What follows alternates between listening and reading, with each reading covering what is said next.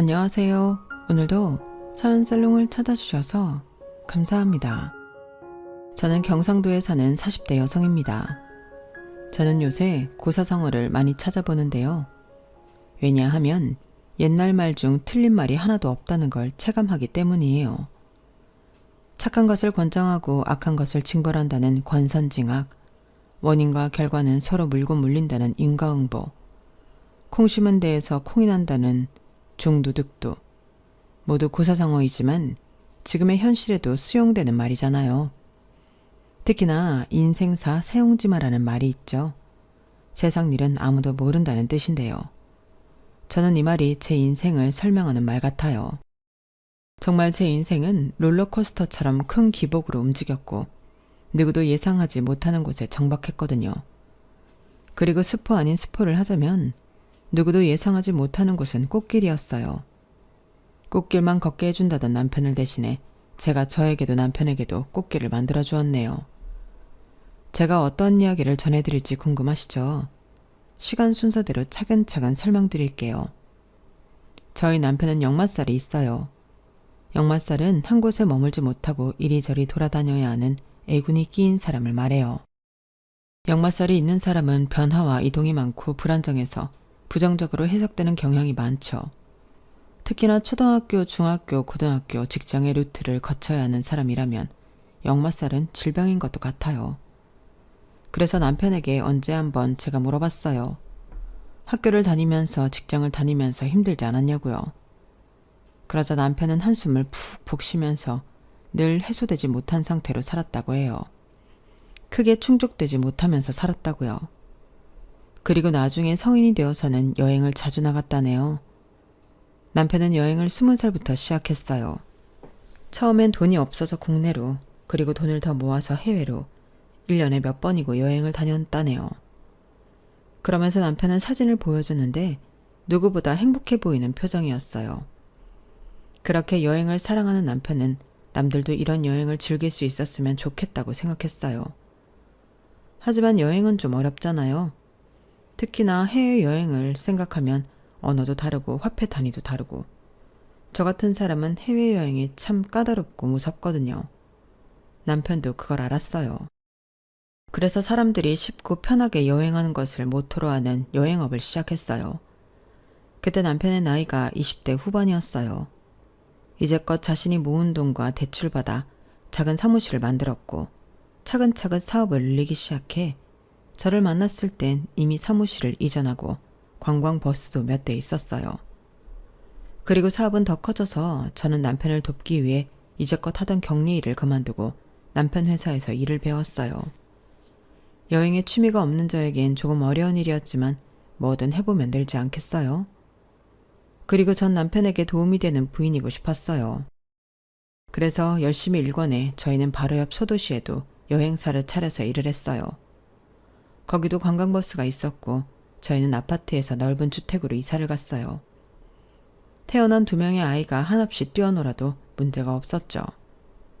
애들 교육도 아낌없이 지원해 줬어요. 기초적인 학원 수업뿐 아니라 아들이 운동을 좋아해서 운동학원도 보내고 딸은 미술학원을 가고 싶다고 해서 미술학원도 보냈어요. 그리고 악기도 하나쯤은 다룰 수 있어야 할 것 같아 악기학원도 보냈죠. 그런데도 여유가 있었어요. 일주일에 한 번은 주택을 관리해주는 사람을 쓰기도 할 만큼요. 하지만 인생사 세옹지마라고 말씀드렸죠. 정말 인생은 누구도 모르는 거더라고요. 어디서 갑자기 전염성 호흡기 질환이 유행할 줄 누가 알았겠어요. 처음 뉴스를 통해 그 소식을 접한 저는 기분이 쎄했어요. 남편이야 다른 전염성 질환처럼 얼마 못 간다고 했지만 저는 아닐 것 같았거든요. 그리고 아니나 다를까 그 질환은 2년이 넘게 저희 사업을 괴롭혔어요. 국가에서 여행을 막았잖아요. 비행기 운행도 최소화되었고 식당 영업시간도 줄었고 결혼식이나 장례식에서도 인원 제한이 있었는걸요. 그러니 사람들 자체도 여행을 하지 않으려 했고요. 여행업은 말 그대로 추락했어요. 저희는 수입이 명백히 제로였어요. 그러니 직원들 월급을 주기 위해 관광버스를 팔아야 했고 나중엔 그걸로도 안 되어서 직원을 정리하고 사무실도 정리해야 했죠. 하지만 남편은 발악했어요. 막노동을 하면서까지 회사를 유지하려고 했죠.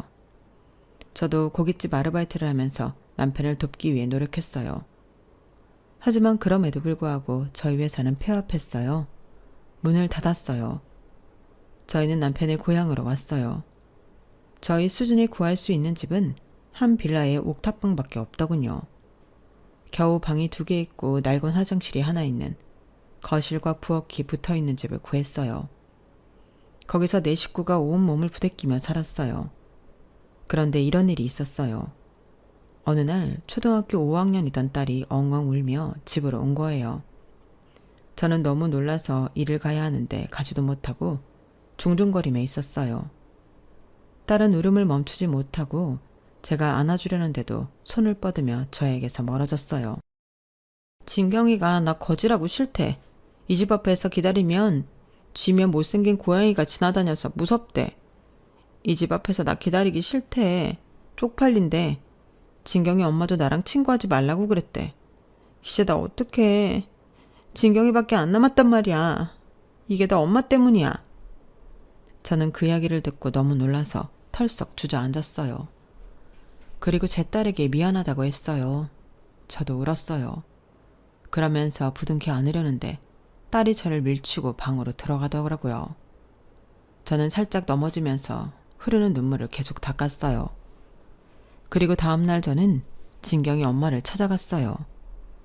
그때 당시 제 지갑 사정으론 엄두도 낼 수 없었던 과일 바구니를 사들고 말이에요. 진경이란 친구는 새 아파트에 살고 있었어요. 그에 반해 추레한 저의 모습이 부끄러웠지만 돌아갈 순 없었어요. 초인종을 눌렀어요. 그러자 진경이 엄마가 놀란 얼굴로 저를 쳐다봤죠. 사실 진경이 엄마를 처음 본 건 아니었어요. 진경이란 친구가 제 딸과 그때까지 3년째 같은 반이라 학부모 모임 때 보곤 했죠. 사실 그랬던 사이라서 더 가고 싶지 않았어요. 솔직히 저도 쪽팔렸으니까요. 하지만 제 딸을 위해서 저도 엄마니까 용기를 내었어요. 제가 과일 바구니를 건넸어요.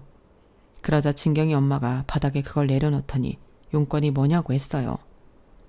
진경이한테 저희 딸이랑 놀지 말라고 하셨나요? 그래도 애들인데 어른 사정이 뭐가 중요하겠어요. 진경이가 엄마 말 잘 듣는 아이인 거 알아요. 그러니까 진경이한테 한번 말 좀 잘 전해주세요. 그리고 이제 제 딸이 데리러 갈게요. 그럼 되죠? 그러니까. 되긴 뭐가 돼요. 제가 그 집 앞 보고 얼마나 놀랬는지 아세요? 쥐에 고양이에 새똥은 뭐 그리 많은지. 그런 비위생적인 공간에 저희 딸이 그쪽 따님 기다리는 것도 싫고요. 그런 곳에 사는 그쪽 따님과 친한 것도 싫네요. 이런 것도 필요 없으니 가져가세요. 그렇게 저는 바구니를 도로 들고 새 아파트를 걸어 나왔어요. 그리고 결심했죠. 애들을 기숙사 학교로 보내기로요. 그럼 최소한 저희가 사는 그 집을 애들 친구들이 보지 않을 테고, 그럼 거지라니 쪽팔린다느니 그런 말 듣지 않아도 될 테니까요. 그래서 저는 다음날 남편에게 통보하듯이 말하고 아이들을 기숙학교로 보냈어요. 전학비용과 학비, 예상치 못한 지출이 발생했지만 저희야 손가락 빨면 되니까요. 저도 엄마라고 그 상황에선 저희 애들밖에 생각나지 않더라고요. 그래도 그때 종종 아이들과 전화를 하곤 했는데 아이들은 만족하는 것 같았어요. 친구들과 잘 지내는 것 같고 적응도 잘했어요. 그러니 참 다행이더라고요. 저희가 몇 끼 며칠 굶는 건 참을 수 있겠더라고요. 사실 애들을 키우면서 저와 떨어뜨릴 생각은 추호도 없었는데 그때 살던 그 집은 정말 초라했어요. 애들 책상도 들 수 없을 만큼 좁았어요. 그리고 여름엔 지옥처럼 덥고 겨울엔 얼음골처럼 추웠어요. 저도 그런 집에서 저희 애들을 키우고 싶지 않았어요. 차라리 잘된 일이라고 생각했어요. 그런데도 마음 한켠은 무너졌지만요. 그리고 옆에 있는 남편은 한 공장의 반장으로 근무하는 큰 도련님의 도움으로 공장에 취직했어요. 처음 해보는 3교대 일이 버거워 보이기는 했지만 문제는 그게 아니었어요. 남편은 매일 술을 마셨어요. 술을 마시지 않으면 잠을 잘 수 없는 것처럼 보였죠. 근무가 끝나면 어김없이 소주 2병을 사들고 와서 밥과 마시고 잠을 잤어요. 저는 마트에서 아르바이트를 했는데 제가 근무를 하고 있을 땐 김치에 소주를 마시면 다행이게요. 그냥 깡소주를 마시고 자는 날도 있었어요. 저는 남편의 건강이 걱정이었어요. 그리고 마음이 다친 것 같아 더 걱정이 되었죠. 제가 그걸 어떻게 알았냐면요. 사실 남편은 술을 마시는 걸 좋아하진 않았어요. 여행업을 할 때도 영업 때문에 술을 마셨지 평소에 자의적으로 술을 마신 적은 없었어요. 그런 사람이 스스로 술을 찾을 정도로 마음이 다쳤다는 것을 저는 믿고 싶지 않았어요. 그리고 또 한 가지, 그렇게 사소한 말부터 진지한 말까지 대화를 나누는 걸 좋아했던 사람이 옥탑방에 온 이후로 일절 저에게 그런 말을 하지 않았어요. 생활하면서 반드시 해야 하는 말만 했죠. 뭐가 없더라, 월세 이야기, 수도세 이야기, 이런 말만 했어요. 그렇게 웃음이 많았던 저희 집은 침묵만이 피어나고 있었죠. 그 침묵 속에서 남편은 많은 생각을 했는지 어느 날 연락이 되지 않았고 귀가 시간이 되었는데도 집에 들어오지 않았어요. 저는 놀란 마음에 이 동네 저 동네를 돌아다니며 남편을 찾으러 다녔죠. 그런데 남편이 정류장에 앉아 있더라고요. 왜 여기에 있냐고 한심한 마음에 화를 내면서 물으니까 남편이 울더라고요. 제일 높은 빌딩에 올라가서 떨어지려고 했는데 어느 빌딩도 날 들여보내주질 않았어. 내 꼴을 봐. 이렇게 추려한데 누가 날 들여보내주겠어. 그래서 버스를 타고 모르는 데까지 가봤어. 거기서도 높은 빌딩을 찾았는데 거기도 들여보내주지 않을 게 뻔해서 편의점에서 소주 2병 마셨는데 술을 마시니까 떨어지고 싶은 게 아니라 살고 싶은 거야. 우리 딸, 우리 아들. 당신 얼굴도 생각나고. 남편은 그래서 버스를 타고 우리 동네로 왔는데 차마 집에 들어갈 수가 없어 여기 앉아 있었다네요. 저는 남편이 불쌍하기도 하고 안쓰럽기도 해서 남편을 품에 안고 같이 엉엉 울었어요.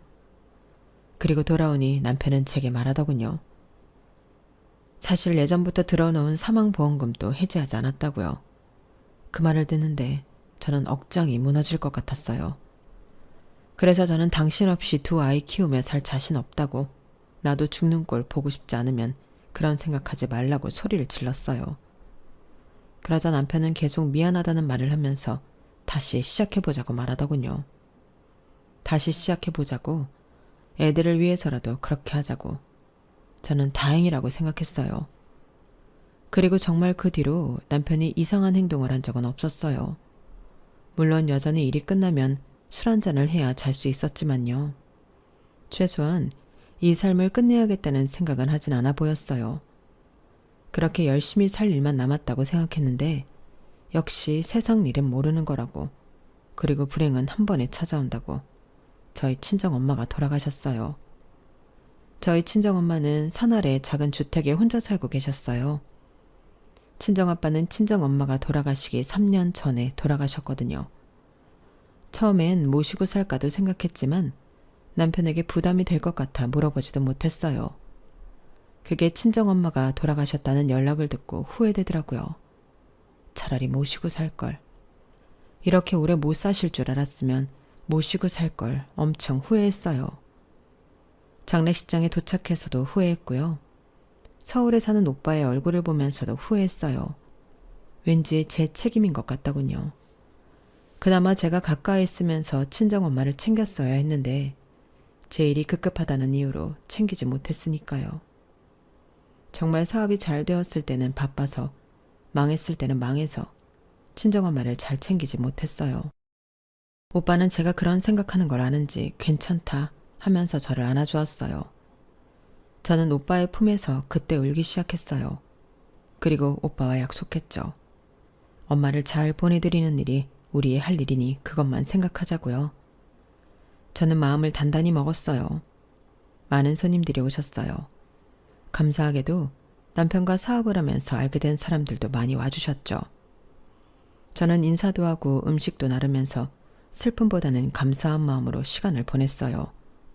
그리고 시댁 식구들도 와주었어요. 큰 도련님과 큰 동서, 작은 도련님과 작은 동서, 그리고 나이가 찬 조카도 왔더라고요. 저는 감사하게 인사를 하고 절을 하고 식사를 대접했어요. 사실 미안했어요.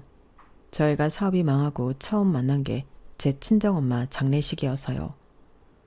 사실 저희 부부가 사업을 하면서 여유가 없었어요. 경제적으로는 여유가 있었지만 마음의 여유가요. 그래서 가족들도 잘 못 챙기고 연락도 자주 안 했죠. 명절에만 겨우 얼굴을 보았어요.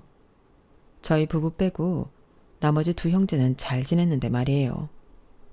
SNS를 보거나 명절 때 이야기를 들어보면 근처에 살면서 자주 만나는 것 같더라고요.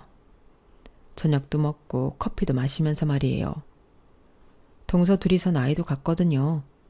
호칭은 형님, 동서하지만 무척 친하게 지내요. 그래서 명절이 되면 저만 소외되는 기분이 들기도 했었죠. 그래도 그건 제가 친해지려고 여유를 내지 않은 게 문제니까 동서들을 미워하거나 그러진 않았어요. 동서들도 대놓고 저를 배척하지도 않았고요. 그리고 사업이 망하면서는 마음의 여유뿐 아니라 경제적인 여유도 없으니 아무리 같은 동네에 살고 있어도 간단히 저녁을 먹고 커피를 마실 수 없었어요. 저희에겐 그 돈이 무척 컸거든요. 그만큼 경제적인 여유가 없었어요. 그랬기 때문에 그 자리가 불편하기도 했지만 고마운 마음이 더 컸죠. 그래서 음식을 더 가져다 주고 하며 제 마음을 표현했어요. 시댁 식구들은 식사를 하고 오래 머물다 갔어요. 때마침 첫날이라 조문객도 많이 없어서 저도 함께 앉아 있었네요. 그런데 시댁 식구들과 같이 오실 줄 알았던 시아버지는 오시지 않았더라고요. 시댁 식구들도 시아버지에 대한 이야기는 하지 않았고요. 그래서 제가 은근히 물어보니 바쁘셔서 이야기를 안 했다고 하더군요. 하지만 거짓말이었어요. 제가 듣기로는 남편이 시댁 식구 모두에게 메시지를 보냈다고 했거든요.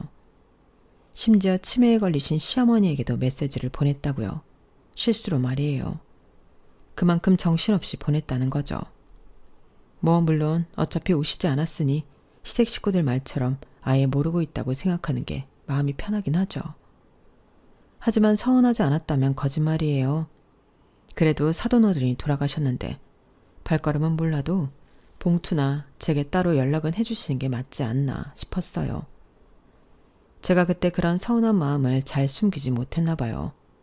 작은 도련님이 젓가락을 탁 놓더라고요. 에이, 형수님. 아버지가 저희보다 바쁘신 거 모르는 사람 있어요, 여기서? 그리고 지금 한창 수학철인데 아버지가 자리 비우시면 말도 잘 못하는 베트남 애들이 마음대로 과수원 엉망으로 할 텐데 알잖아요. 예전 이야기해서 미안하지만 옛날에 회사 운영할 때도 두 분 자리 비우면 밑에 애들이 마음대로 하려고 하잖아요. 그래서 통 오지도 않았으면서 뭘. 도련님이 그렇게 말하니 저도 할 말이 없었어요. 사실이거든요. 시아버지는 오래전부터 큰 과수원을 운영하시는데 딸린 직원들도 많고 노동자도 많아요. 그래야 유지가 될 정도로 넓은 과수원이거든요. 게다가 그 땅이 또 시아버지 땅이어서 벌이가 상당해요. 도련님 말대로 여기 형제들 중에서 가장 바쁘시고 가장 부자세요. 1년 365일 중 최대한 농번기 없이 많은 작물들을 가꾸어 일하시니까요. 언제나 느끼지만 남편은 시아버지 일에게 일에 대한 열정면에서 비치지도 못해요. 저는 간혹 시아버지가 몇 세 때까지 일을 하실까 생각하기도 해요. 아마 아프셔도 일을 하실 거예요. 워커홀릭은 시아버지를 위한 말일 테죠. 그러니 저는 도련님의 말도 시아버지의 행동도 이해가 되었어요. 나중에라도 연락을 주시겠지 생각하면서 시아버지에 대한 서운함을 멀리 보냈네요. 그리고 그 사이 식사를 다 했는지 식구들이 자리에서 일어났어요. 그런데 귤이나 토마토만 먹었을 뿐 음식엔 손을 전혀 안 댔더라고요. 국이나 밥도 처음 그대로였어요. 제가 그걸 빤히 보고 있자 작은 도련님이 입에 맞지 않는다고 말하더군요. 여기 장례식장은 처음인데 입에 영 안 맞네요.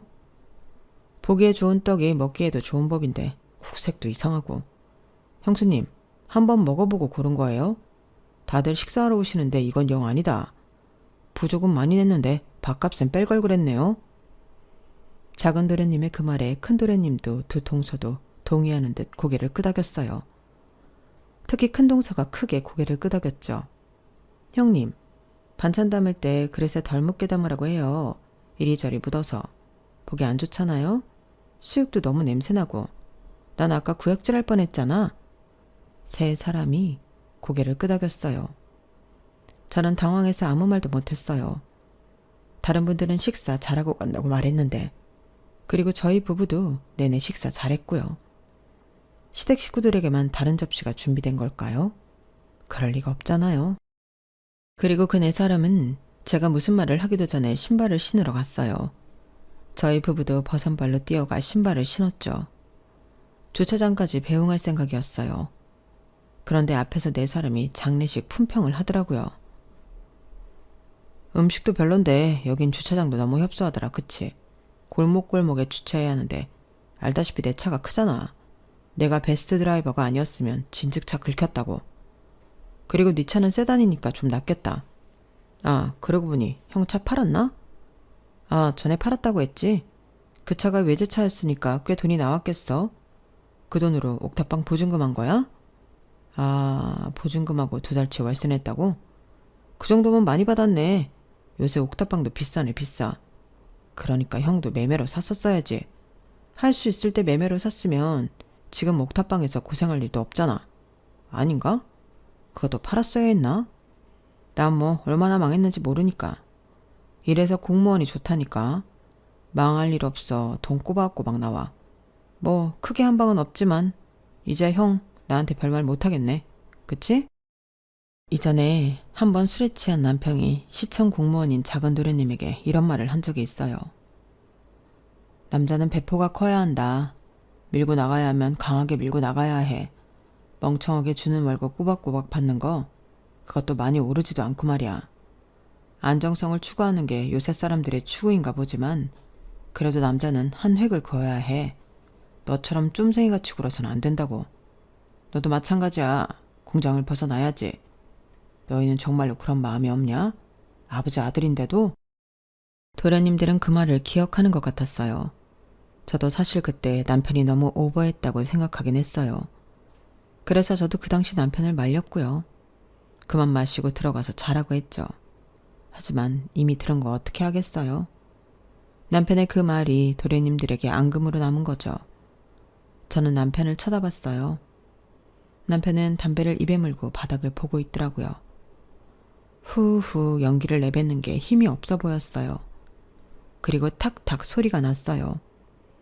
눈앞을 보니 도련님들도 입에 담배를 물더라고요. 처음 있는 일이었어요. 사실 이 집에서 저희 남편은 장남 장손으로 위험 있는 위치였어요. 아버지 다음 서열이자 아버지를 대신하는 사람이었죠. 어렸을 땐 더 무서웠어요. 야 한마디만 하면 두 동생까지 다 깨갱했죠. 맞기도 많이 맞았고 혼나기도 많이 혼났다고 들었어요. 그래서 남자는 사업을 해야 한다는 말도 그 말도 안 되는 소리를 들어도 고개를 끄덕일 수밖에 없었던 거죠. 대체로 그런 분위기였어요. 아버지의 말씀이 진리인 것처럼 장남 장손이 말하면 그게 정답인 거죠. 그래서 집안의 대소사도 남편이 다 정리했고요. 거기에 반발은 없었어요. 그런데 눈앞에서 담배를 태우다뇨. 있을 수 없는 일이었어요. 그런데 두 동생 모두 후후하며 담배를 잘 피우더라고요. 그리고 그걸 본 남편은 충격을 받은 건지 차마 볼 수 없는 건지 땅바닥만 보고 있었어요.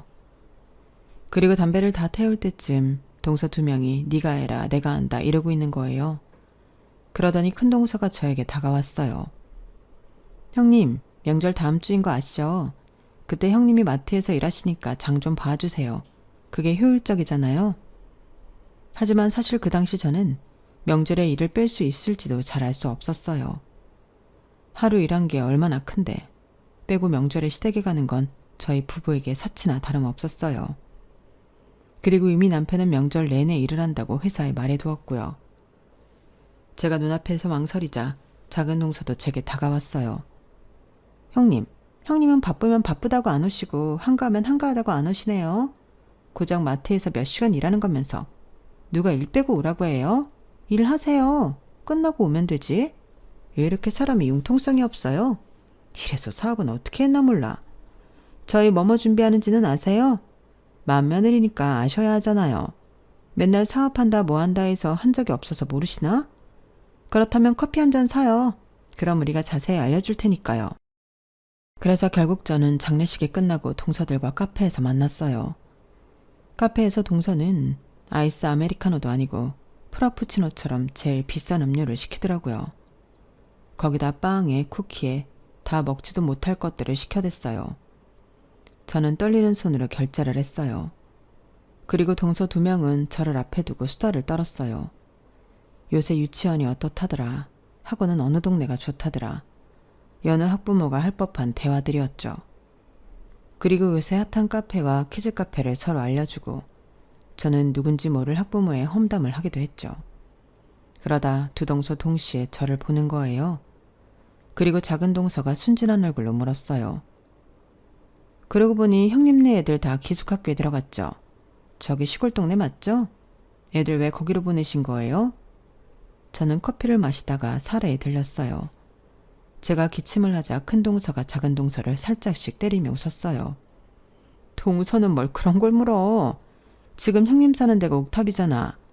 거기서 애들이 어떻게 공부를 하겠어? 애초에 생활을 하겠어. 아무리 비위가 좋아도 말이야. 찾아보니까 학비도 저렴하던데 뭘. 그리고 들어보니 다들 비슷한 이유로 그 학교 보내던데 뭐 비슷한 수준끼리 있으면 좋지. 비교도 안 되고. 요즘 애들은 우리 세대랑 다르게 똑똑해서 누가 잘 사는지 가난한지 다 파악하던데 그러니 잘 됐지 뭐. 그러면서 큰 동서는 제게 동의를 구했어요. 저는 기침을 하며 대답을 회피했죠. 회피하면서 저는 마음이 또다시 무너졌어요. 치부를 들킨 것 같은 기분이었죠. 아니, 치부를 들킨 게 맞았죠. 그리고 동서들은 계속해서 저를 무시하는 듯한 말을 했어요. 두 동서들은 제 피부를 구석구석 뜯어봤어요. 우리 중에 형님이 피부 제일 좋았는데 다 옛날 일이네요. 이제 피부 관리도 안 받으시죠? 왜 전엔 종종 받으셨잖아요. 번쩍번쩍 윤이 나던 피부가 이젠 푸석푸석하네. 관리도 꾸준히 받아야 한다니까. 이제 어떻게 해요? 게다가 가방에서 섬유 탈취제를 꺼내 제 얼굴에 칙칙 뿌렸어요. 사정없이 뿌려서 제 얼굴에도 그게 묻었죠. 제가 뭐냐고 물으니까 저한테 이상한 냄새가 나는 것 같다고 하더라고요. 그러면서 섬유 유연제는 비싸서 안 쓰냐고 하더군요. 태세 전환이라는 게 무섭더라고요. 원래 동서들도 제 남편과 도련님들 관계처럼 한마디만 하면 찍소리도 못했어요. 맏아들을 우대해주는 만큼 맏며느리에 대한 권위도 살려주셨죠. 물론 제가 권위 중심적인 사람이 아니어서 그런 분위기를 불편해했지만요. 하지만 홀대받고 무시받으니 맏며느리라고 우대해주던 그때가 낫다는 생각이 절로 들더군요. 달라진 동서들의 말투와 눈빛, 저는 지금도 잊을 수 없어요. 그만큼 당황스럽고 무서웠어요. 그리고 명절날이 되었어요. 저는 동서가 부탁한 대로 장을 봐서 시댁에 도착했어요. 어김없이 시아버지는 농가에 나가 계신 것 같았고 두 동서는 TV를 보고 있고 두 도련님은 벌써부터 술을 마시고 있었어요. 제가 집 안으로 들어가자 두 동서는 소파에 그대로 앉아 저를 보더니 입으로만 수고했다고 말하고 일어나질 않더군요. 형님 수고하셨어요. 부엌에 차근차근 정리하시고 이제 슬슬 시작해요. 아버님은 새참 가져다 드려야 해요. 제가 무심코 남편을 쳐다보니 남편은 저를 쳐다보지도 못하고 담배를 피우러 나갔어요. 그리고 한참 동안 들어오지 않더군요. 그 사이 저는 재료 손질을 하고 명절 음식을 준비했어요. 제가 틈틈이 부엌에서 나와 동서들을 쳐다봤는데 동서들은 웃기만 하더군요. TV를 보면서 말이에요. 저는 결국 명절 음식을 혼자 다 했어요. 시아버지 새참국수도 제가 만들었고요. 마트에서 일을 해서 손목이 아픈데 요리를 할 때마다 부르르 떨리더라고요. 하지만 어떻게 해요? 아무도 안 할 순 없으니 해야죠. 저는 도련님들 술상을 차려드리고 부엌으로 돌아와 시아버지 새참을 챙겨두었어요. 그때 두 동서가 오더니 새참은 자기들이 가져다 주겠다는 거예요. 저는 그때 콧바람이 쐬고 싶었는데 두 동서는 제 대답을 기다리지 않고 쟁반을 들고 밖으로 나갔어요. 저는 계속 이어지는 두 도련님의 술주정을 들어주고 비어가는 그릇에 음식을 채우며 정신없는 시간을 보냈어요. 그리고 저희 남편이 그제서 들어왔죠. 저보고 화장실에 가서 머리를 다시 묶고 오라고 하더라고요. 그러면서 제가 앉던 자리에 앉더군요. 저는 화장실에서 머리를 다시 묶으면서 서러운 마음을 감출 수 없었어요. 조금 울 뻔했다면 과장일까요? 그리고 제가 머리를 정리하고 나오는데 이런 소리가 들리더라고요. 형, 아무리 형이지만 공장에선 내가 반장이야. 내가 반장이고 형은 아무 힘도 없는 현장직이라고. 내가 하라는 거 고분고분 하라니까. 그때만큼은 형은 형이 아니야. 내가 어떻게 평가하느냐에 따라 형 목숨이 왔다 갔다 한다고. 알아? 지난번에도 말이야. 내가 앞에서 담배 좀 핀다고 우르렁거리듯 쳐다봤지. 아니라고? 그런 적 없다고? 허, 어디 사람을 쫌생이로 하나. 형 그랬어.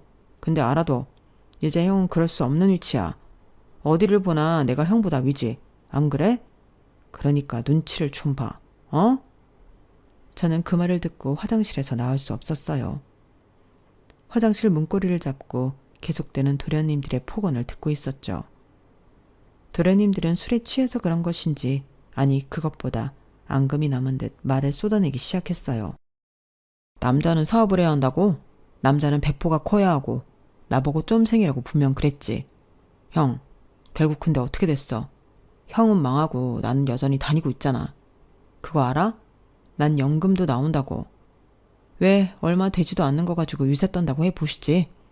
아버지한테 무릎 꿇고 돈 빌려다고 할 때부터 난 사업은 아니다 싶었어. 저렇게까지 해서 하고 싶을까? 굴욕적이잖아. 적어도 난 그런 일은 없다고. 내가 할 일만 잘하면 되지. 그리고 결국 이게 뭐야? 아버지 돈 끌어쓰다 망했잖아. 쪽팔린 건 형이야. 도련님들의 폭언은 동서들이 왔을 때도 계속되었고 결국 저는 중간에 화장실에서 나왔어요. 제가 있는데도 도련님들은 이와 같은 폭언을 계속하더군요. 정말 가슴이 미어지다 못해 무너져 내릴 것 같았어요. 그리고 시아버지가 일을 끝내고 오셨어요. 사실 올해가 시아버지 칠순이셔서 명절 때 상의를 하기 위해 모인 것도 있었어요. 저희는 가볍게 식사를 하고 칠순잔치에 대해 이야기를 했죠. 동서들은 좋은 호텔이 있으니 거기서 진행하자고, 손님들도 최대한 많이 부르고 성대하게 하자며 의견을 모았어요. 도련님들도 그 생각에 동의하는 것 같았고요. 시아버지도 별다른 말씀을 하시지 않았어요. 저와 남편도 어떤 의견을 피력하진 않았어요. 둘 다 지쳐서 그랬던 것 같아요. 그래서 거의 동서들의 의견대로 하는 것으로 확정되는 분위기가 되어버렸죠. 그래, 너희들이 그렇게 준비하겠다니 내가 말리진 않으마. 다만 너무 유난스럽게 준비하지 말거라. 나이 먹은 게 무슨 자랑이라고. 그리고 너희들 시어머니 챙긴다고 고생하는 거 아는데 나까지 피곤하게 하고 싶진 않구나. 그러니 대강 하거라, 대강. 그런데 요양원엔 따로 가는 거니? 들어보닌 그렇다고 하던데. 이왕이면 너희들 같이 가서 보는 게 좋지 않겠니? 물론 이것도 내가 강요할 수 없지만 말이다. 내가 자주 가야 하는데 너희들한테 미루는 것 같아 미안하구나. 그러자 큰동서가 시아버지의 손을 잡았어요. 아버님, 그런 말씀이 어딨어요. 그리고 저희가 다 맞는 시간이 없어서 따로 가는 거니까 너무 염려 마세요. 생각을 바꿔보면 따로 가는 것도 나쁜 건 아니에요. 어머님은 외로울 시간 덜하니 좋죠. 그리고 저랑 동서는 같이 가요. 그러니까 걱정 마세요. 그죠, 형님? 형님은 일이 바쁘시니까요. 저희가 어머님은 더 잘 챙길 테니까 걱정 마세요. 시아버지는 큰동서의 손을 꼭 잡고 고마운 마음을 전하셨어요. 그리고 시아버지는 저를 보더니 상은 잘 치렀냐고 말씀하셨어요. 저는 시아버지가 그 일을 까먹으신 줄 알았는데 아니었던 걸까요? 저는 고개를 끄덕였어요. 그러자 시아버지가 이번엔 제 손을 잡으셨어요. 고생이 많았다. 내가 가보지 못해서 미안하구나. 그때 하필 수도관이 터져서 내가 없으면 안 됐다. 그리고 내가 돈 봉투를 보냈는데 적은 돈이지만 필요한 데가 있다면 쓰거라. 저는 그 말을 듣고 저도 모르게 동서들과 도련님들을 바라봤어요. 그 네 사람은 제 눈을 피하면서 허공을 보고 딴청을 하고 있었어요. 저는 그때 이 네 사람이 시아버지의 조의금을 가로챘다는 것을 알았어요. 돈의 액수보다도 그 마음 때문에 화가 났어요. 하지만 제가 그 자리에서 화를 낼 순 없잖아요. 가만히 있었어요. 그러자 시아버지가 시어머니를 칠순잔치 때 모시고 싶다고 말씀하시는 거예요. 외출이 된다면 그렇게 하고 싶다고요. 저희는 당황했어요. 시어머니의 치매 상태가 좀 심각하거든요. 가면 제 얼굴도 한참 뒤엔 알아보세요. 어떤 날엔 아예 알아보지 못하신 적도 있고요. 저는 시아버지가 시어머니의 상태를 정확히 모르시는 것 같아 걱정이었어요. 심각해진 부인의 상태를 알고 충격받진 않으실까 이런 생각도 들었고요. 그런데 두 동서가 그렇게 하자고 하는 거예요. 그래서 저희는 시아버지 칠순잔치에 치매에 걸린 시어머니를 모시게 되었어요. 그렇게 자리를 정리하고 시아버지가 방으로 들어가셨는데 제가 거실에서 모아온 그릇들을 부엌으로 가져가는 순간 동서들의 대화가 들리더군요. 동서, 솔직히 그건 아니지 않아? 어떻게 치매 걸린 노망난 할망구를 잔치에 초대하자고 하지? 물론 그 옆자리는 어머님이 앉아 계시는 게 맞지만 솔직히 지금 시어머니라고 부르기도 그렇잖아. 우리 알아보지도 못하는데 안 그래? 그러게요 형님. 아무리 눈치가 없으셔도 노망난 노인네 데리고 무슨 잔치예요. 그쵸? 누구 얼굴에 먹칠하고 창피당하려고. 벌써부터 등골이 오싹해요. 그 전에 돌아가시는 게 제일 좋긴 한데 그럴 리도 없고. 우리 어머님 명줄 하나는 길다니까. 그 말을 듣고 저는 불쑥 동서들 앞에 섰어요. 그런데 동서들은 저를 보고도 놀라지도 않았어요. 어쩌면 제가 부엌 앞에 있다는 것을 알고 돼야 한 것처럼요. 형님, 나머지는 알아서 치울 수 있죠? 저희는 좀 피곤해서. 저희 먼저 갈게요. 그리고 오늘은 택시 타고 가세요. 그러면서 2만 원을 식탁에 놓고 사라졌어요. 그리고 어느덧 시아버지의 칠순잔치가 되었죠. 저는 연회장을 꾸미고 사회자에게 대본을 전달하고 음식을 확인하고 무척 바빴어요. 그리고 두 동서는 시어머니를 데리러 갔죠. 그런데 두 동서들이 각자 자기 자식들 옆에 꼭 붙어서 연회장 일에는 신경도 쓰지 않았어요. 오히려 연회장에서 혼자 바쁜 저에게 빈병이라도 주워가서 살림해 보태요 라며 농담도 아닌 말을 하기나 했죠. 저는 끓어오르는 화를 참고 시어머니에게 다가갔어요. 제가 다가가니 시어머니는 엄청 놀라며 저를 쳐다봤어요. 저는 웃으며 한 손에는 시어머니가 입을 옷을 들고 한 손으로는 시어머니의 손을 잡았어요. 시어머니의 손이 따뜻했어요. 시어머니는 치매에 걸리기 전에도 그러셨어요. 언제나 온화하시고 따뜻하셨죠. 누구에게나 친절하셨고요. 그리고 5년 사이에 아빠 엄마 상을 치르면서 저는 시부모님에게도 애틋해졌어요. 남편을 사랑하니까 저절로 그런 마음이 들었던 것도 있지만 시부모님은 제게 한 번도 나쁘게 하신 적이 없으셨으니까요. 오히려 제가 그렇게 해드리지 못한 것에 미안함이 있었죠. 그래서 사업이 망하고 나서 매주 2번씩은 동서들과 다른 시간에 시어머니를 찾아뵈었어요. 저를 알아보지 못하셔도 밥을 떠먹여드리고 간식도 챙겨드리고 말동무도 되어드리고요. 시어머니를 생각하면 아프지 않았을 때 더 잘해드릴 걸 하는 마음이 너무 진하게 들어요. 그게 진정한 후회겠죠. 하지만 후회보다도 더 찾아뵈는 게 저를 위해서도 좋은 일이니까요. 저는 옷을 들고 시어머니와 탈의실로 들어갔어요. 탈의실에서 시어머니 옷을 벗겼어요. 그런데 저는 놀라지 않을 수 없었죠. 시어머니 온몸에 멍이 있는 거예요. 전보다는 크고 검버섯보다는 작게요. 제가 놀라서 시어머니의 온몸을 보고 있는데 동서가 들어왔어요. 호들갑을 떨면서 저를 밀치더니 자기가 할 테니 가라고 하더라고요. 저는 이상했어요. 남편은 즉시 요양원으로 택시를 타고 갔어요. 그리고 그 자리에서 저는 충격적인 이야기를 들을 수 있었어요. 처음엔 아무것도 모른다고 하던 간호사가 제가 고소하겠다고 하자 진실을 털어놓았어요. 며느리라고 오는 두 사람이 할머니를 자꾸 꼬집었다고요. 제가 그 며느리가 이 사람이 맞냐고 사진을 보여줬어요. 그러자 맞다고 했어요. 저는 충격을 받아 어지러웠어요. 그리고 뒤에 있던 한 보호자가 저를 불렀어요. 그 두 사람 좀 오지 말라고 해요. 같은 며느리 맞죠? 그 두 사람 정말 독종이에요. 계속 할머니 꼬집고 괴롭히길래 제가 하지 말라니까 내가 무슨 상관이냐고 호통을 칩디다. 할머니 몸 보고 온 것 같은데 꼬집는 건 물론이고 뜨거운 건 못 드시는데도 자꾸 입으로 밀어넣고 약 먹을 시간인데도 약 제대로 주지도 않고 내 참 기가 막혀서 처음엔 딸인 줄 알았는데 며느리라길래 나도 저런 며느리 생길까 무섭디다. 아무튼 이제 오지 말라고 해요. 그 사이 행사는 진행되었어요. 남편의 말로는 자연스럽게 진행되었다고 해요. 그리고 식사를 하는 시간이었어요. 원래는 작은 동서가 시어머니의 식사를 챙겨야 했는데 자기 애들 챙기느라 시어머니 식사는 안중에도 없었어요. 그래서 남편이 작은 동서에게 물어보려고 일어났을 때 시어머니가 마이크를 잡으셨어요. 처음엔 누구도 신경 쓰지 않았는데 그때 왜 삐 소리 있잖아요. 그게 크게 울렸어요. 애들이 놀라서 울고 동서들은 애들을 달래고 난리도 아니었어요. 아, 신기하다. 큰아들 김창수, 둘째 김정수, 막내 김종수. 우리 집 주소는 화랑리 땡땡땡 번지. 거기까지 가는 버스는 282번, 286번. 아, 신기하다. 내 남편은 김대석. 다들 놀라서 마이크를 빼지도 못했어요. 시어머니는 어디에 카메라라도 있는 듯 손을 흔들었어요. 그러면서 벌떡 일어났어요.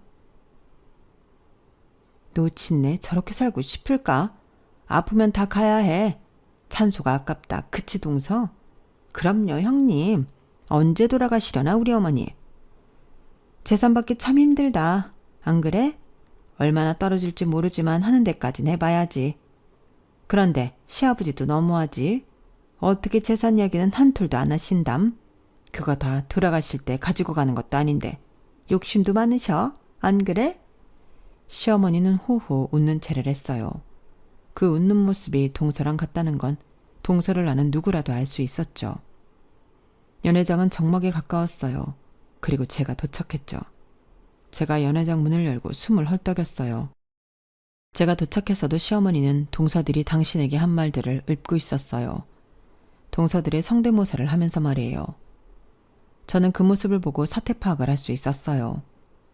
오면서 어떤 분위기이든 사실을 고발해야겠다고 생각했는데 시어머니가 분위기를 만들어준 거나 다름없었어요. 저는 시어머니에게 마이크를 달라고 했어요. 시어머니는 제게 마이크를 주더군요. 그리고 저는 이제껏 동서들의 만행을 고발했어요. 요양원에서 들은 충격적인 말들을 고발했어요. 그리고 시어머니를 일으켜 시어머니 어깨며 팔이며 온몸에 있는 멍을 보여주었죠. 시아버지는 충격도 받으시고 화도 나셔서 잠깐 연회장을 나가셨어요. 그리고 장례는 아수라장이 되었죠. 동서들이 저에게 다가와 한마디씩 하더군요.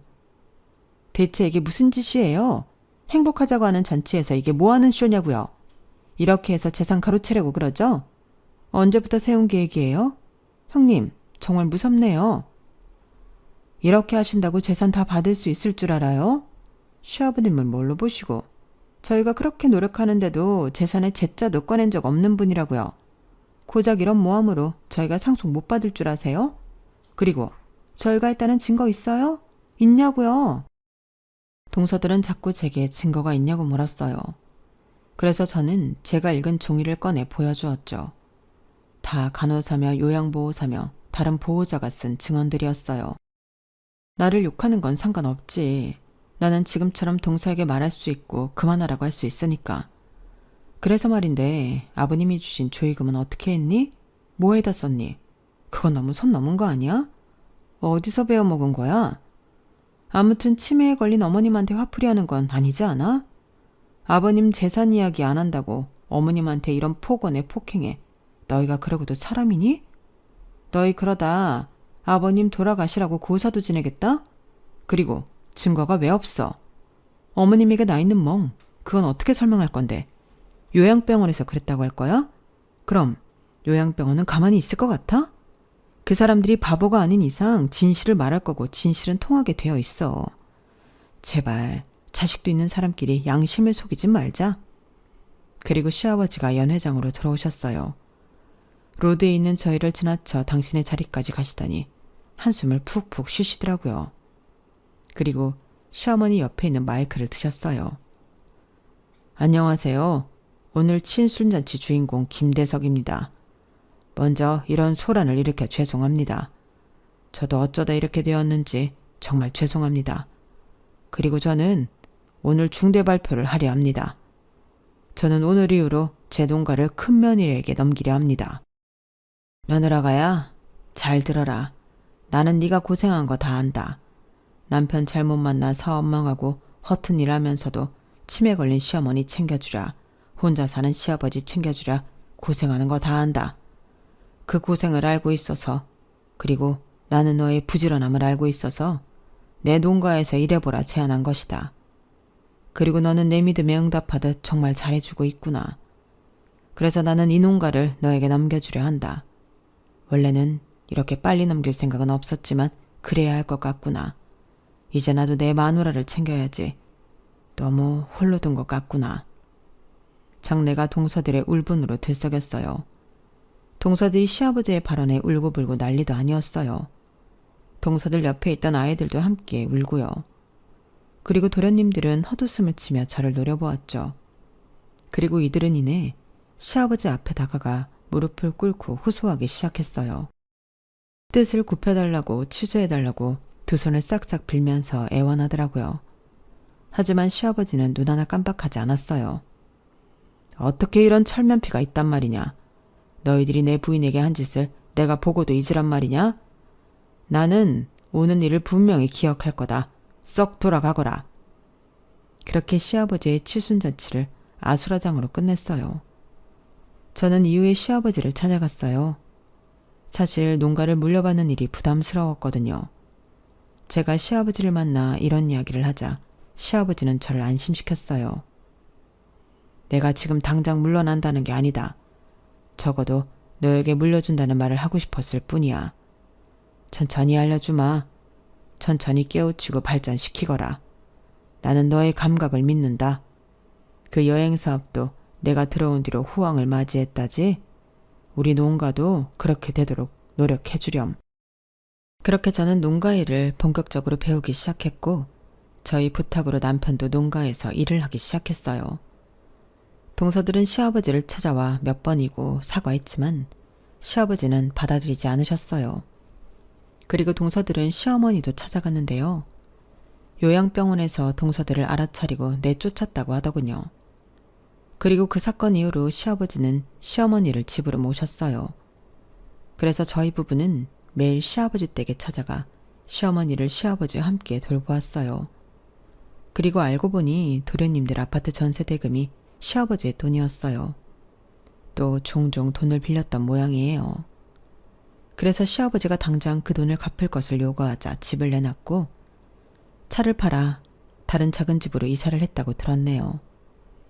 정말 인생사 세용지마라는 말이 제 삶에 퍽 어울리는 옛말이지 않나요? 언제나 호황일 것 같았던 사업이 전염병으로 망해서 옥탑방에 살며 허드렛 일만 하다가 제 진심이 통해 시아버지 사업을 물려받게 되었으니까요. 하지만 여기서 중요한 건 늘 진심은 통한다는 거예요. 그러니까 우리가 행하는 진심이 깨끗하고 옳다면 하늘에서 응답할 거예요. 하늘은 스스로 돕는 자를 돕는다는 말도 있잖아요. 정말 옛말엔 틀린 말이 하나도 없어요. 여기까지가 제 사연입니다. 여러분들도 늘 깨끗하고 옳은 진심으로 하루하루를 대하시길 바라요. 그럼 꼭 하늘에서 응답할 거니까요. 그럼 오늘도 좋은 하루 보내세요. 여러분, 사연 댓글에 응원과 현명한 조언 부탁드려요. 좋아요와 구독은 저에게 큰 힘이 됩니다. 오늘도 좋은 일 가득하세요.